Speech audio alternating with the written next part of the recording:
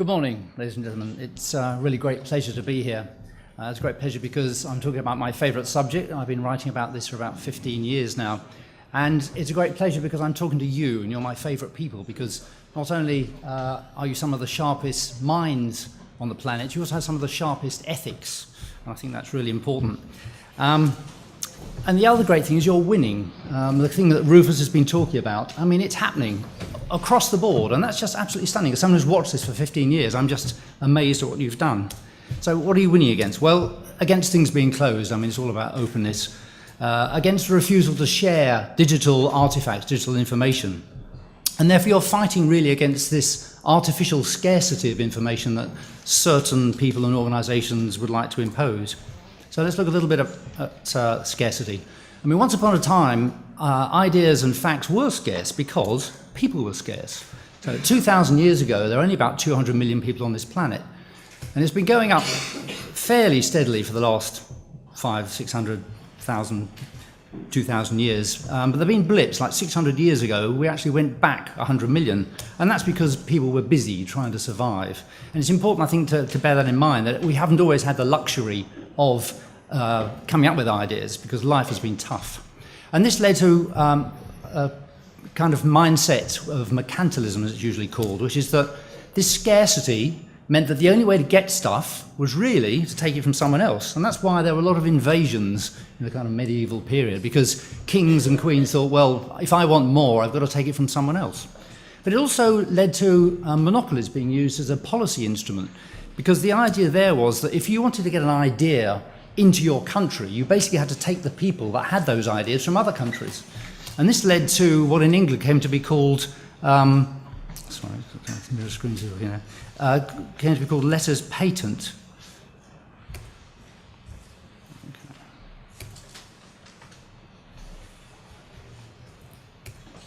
Sorry about that. They were called patent because they were actually open documents. They weren't sealed by the king. So it was a kind of open source law. And the first letters patent were actually released, issued in 1449.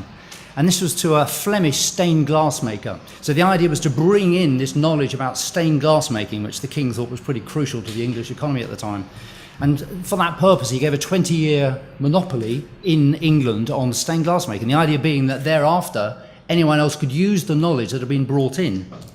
And this approach was formalised in a law in England called the Statute of Monopolies in 1624. And it's interesting that it was formally recognised that these were monopolies and this is what they were doing.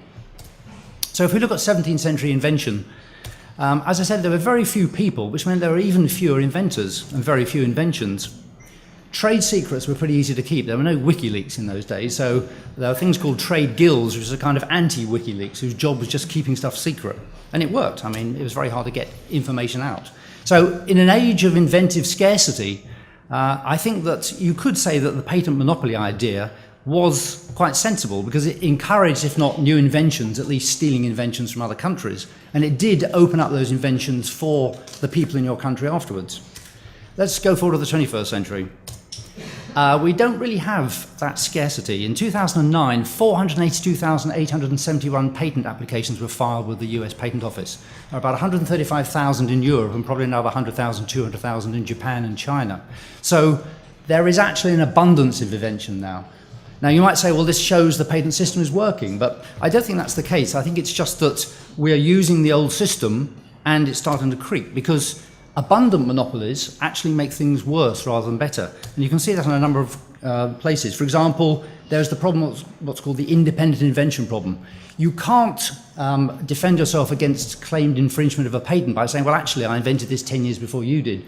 You can't say, oh, well, I didn't know about your patent, I just invented it separately. If somebody has a patent, then they can sue you even though you invented it before them. So this is a tremendous break on innovation because you're always looking over your shoulder. Even though you've invented it yourself, you can still get sued for it. More recently, we've seen things called patent thickets.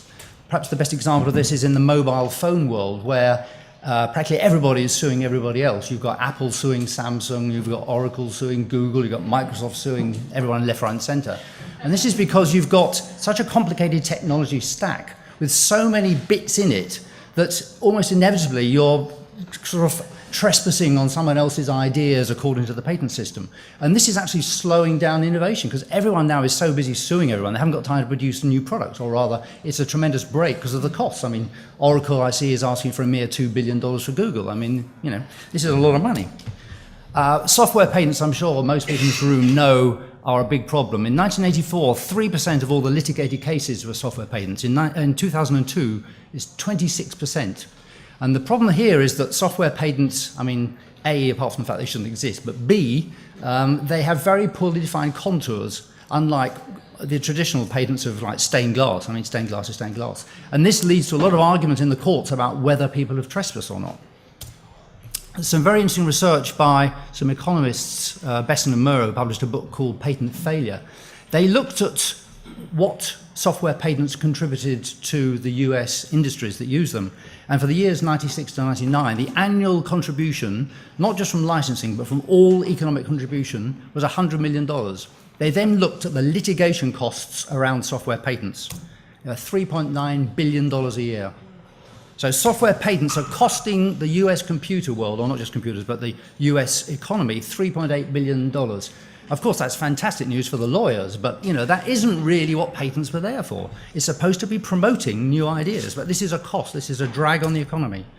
An area that's becoming increasingly subject to the same problems is gene patents. There are 3 million genome-related patents have been filed to the present time. Already 4,000 of the 24,000 or so human genes have been patented in the US, and that was in 2004, it's probably more now. Why is that a problem? Well, because you're actually getting multiple patents on genes. There's something called patent stacking, means you can actually patent things multiple times. And that's a real problem if you want to do things called whole genome scans. The idea here is that you go along to the doctor, they take a swab from your cheek, and then in a couple of hours you come back and they've got your entire genome. And now technically that's possible, and we're getting to the point now where you can now sequence a genome in relatively little time and costing, okay, a few tens of thousands of dollars, but soon it'll be $1,000 and then $100 and then $1. But it won't be possible because of all these patents. You have the same patent thickets preventing doctors analyzing your genome because they would then have to pay licensing every time they looked at a certain gene. So this is a patent thicket waiting to happen. Okay, now one of the most important inventions obviously was movable type, 1457. I mean, obviously the Chinese got there 500 years before, but the West is always a bit behind in these things. And this led to another kind of guild arising in England, which is called the Stationers' Company. And they had the exclusive and perpetual state monopoly over producing printed copies of every registered book. And the key word here is registered, because there was a list of books that not only they could copy, but they were the only books that could exist. And this was their copyright, the right to produce those copies. That's because copyright in those days was actually an instrument of control. It limited which books could be produced. And again, later on, this was tweaked a bit. The Statute of Anne, quite a famous law passed in 1710, is the modern copyright. It's really to blame for everything that we're suffering today. But the important thing is, it started out as an act for the encouragement of learning. That is the thing that is stated in the act. It gave a limited monopoly, 14 years with a 14-year extension, and the text then became freely available after that. So it really created the modern public domain. So there was a very important quid pro quo there, that it said, yes, you've got a temporary monopoly, but afterwards it's free for everyone to use. And that very strongly influenced US copyright law. If you look at the first copyright laws in the US at the end of the 18th century, they actually steal the wording, so I suppose it's copyright infringement really, but they use the same wording, so the idea is exactly the same. If you look at 18th century publishing, it was hard, you know. I said there weren't many people, there weren't many writers. Typesetting was slow, printing presses were big and expensive, binding was a task done by artisans, distribution meant putting it on the back of a wagon pulled by horses, sales were limited. So publishing in those days was quite a big investment of time and money. And indeed so was piracy, because if you think about it, they had to do the same. They had to typeset the text, print it, bind it, distribute it, and then sell it. So the only money they saved possibly was the author, but they didn't get much anyway. So it was pretty tough being a pirate. And copyright infringement actually made it much harder. So again, I think you could say, looked back with hindsight, that copyright was actually quite a good idea when things were scarce, because they made it much, much harder to be a pirate. Fast forward to the 21st century, e-publishing. Well, you create it, upload it, and then it's gone global. Similarly, e-piracy, also trivially easy. You just obtain digital content, stripping out any inconvenient DRM along the way. upload it, and then people download it. I mean, it's rather different. And what's driving this, I think, is really Moore's law, which is about the constant increase in power of processors and analogous ones for capacity on hard disks and transmission speeds. And if you look at hard disks, it'll give you an idea of where we're going. Today, you can buy a 1 terabyte hard disk for 50 euros.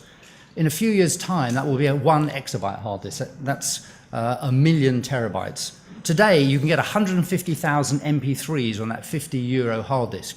In a few years' time, it'll be 150,000 million MP3s. Now, obviously, there aren't quite that many MP3s in the universe, but what that does do is it gives you a bit of space to store every film ever made and every document ever made. So we're fast approaching the point where we have this abundance of all digital knowledge will be available on a hard disk, essentially. So let's look how far we're getting along towards that.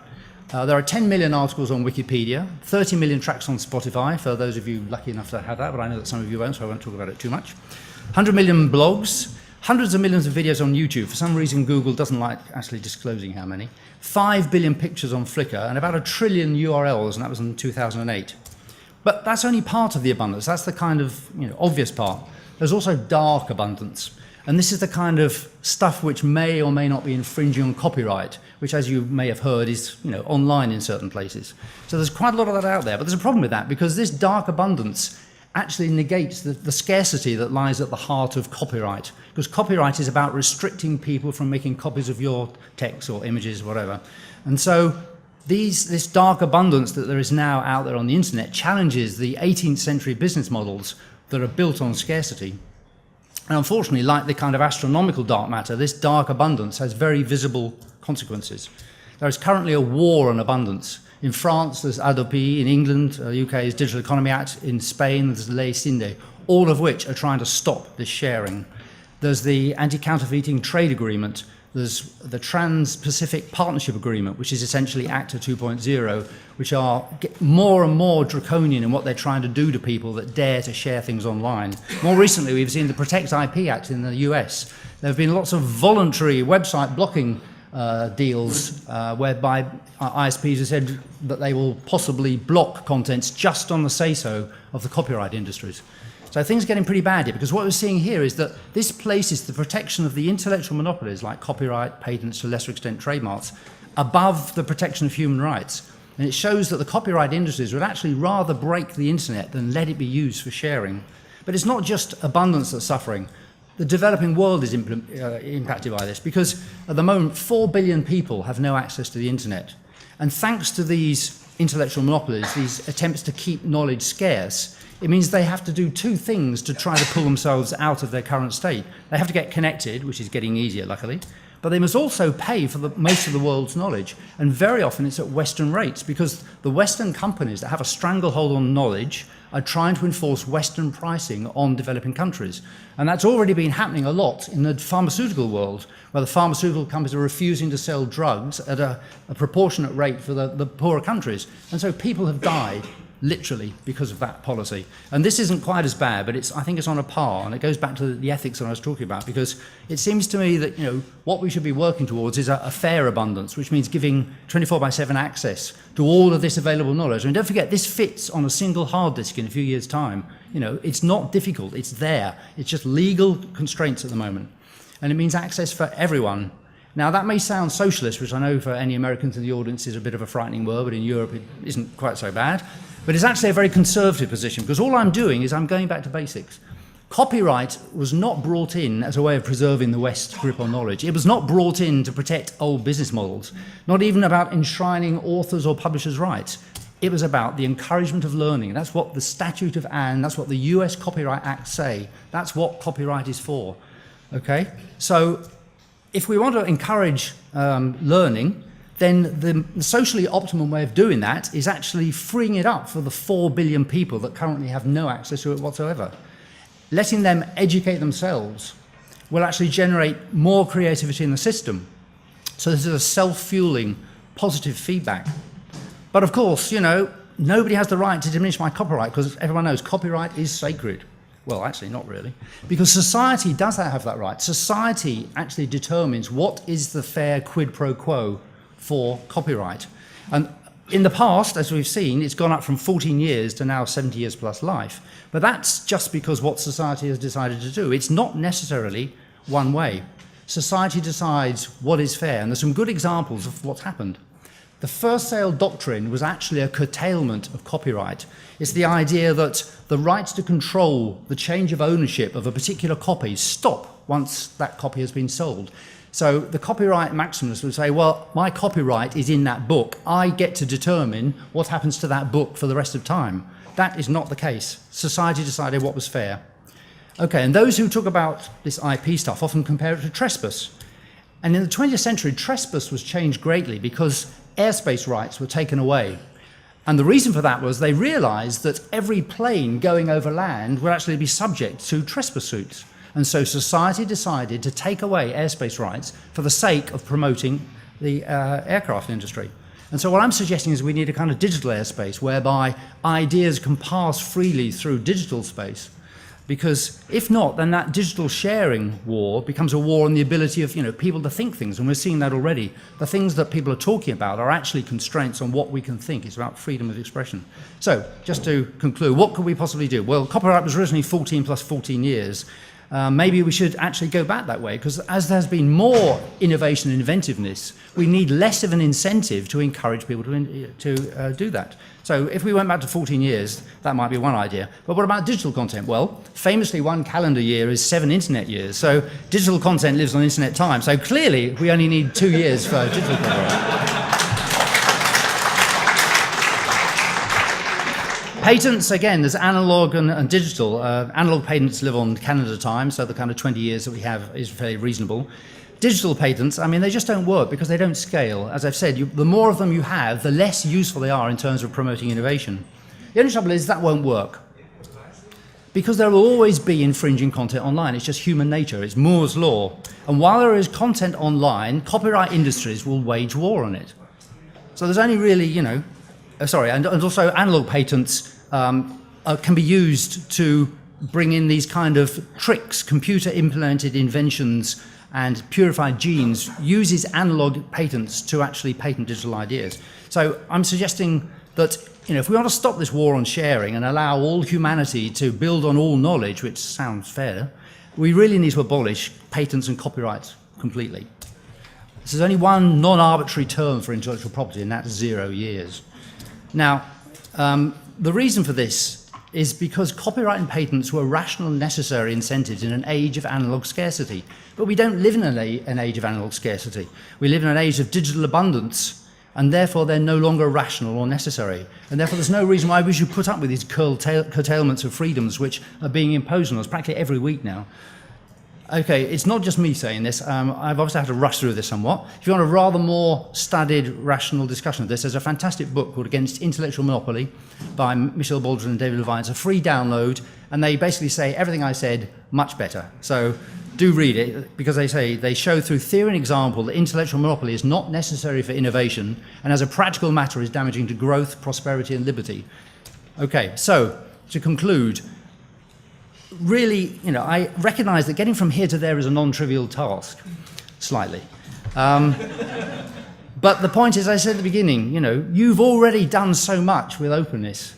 And, given what you have done, I would ask you to think about what remains to be done. Because, if you don't think about this, not many other people are going to. But you can do this, but you need to think about the bigger issues. It's not just about the openness of data sets. It's about this whole issue of abundance and fair abundance, making it available to everyone in the world. So I'd just like to leave you with a few exercises for the rest of the conference. If you could have perhaps a little think about how open projects might function without copyright, because it's interesting that most open projects depend on these monopolies to work, and that's a rather paradoxical situation. What would the key issues be in a world without intellectual monopolies? And indeed, what roles might your open projects have in such a world? So having left you with a little bit of homework, I'd just like to wish you all a fantastic conference. I'm sure it'll be really great because it's a tremendous powerhouse of people here. And if I could just look forward to the day when we don't meet again at the Open Knowledge Conference, but we meet at the Abundant Knowledge Conference. Thank you very much.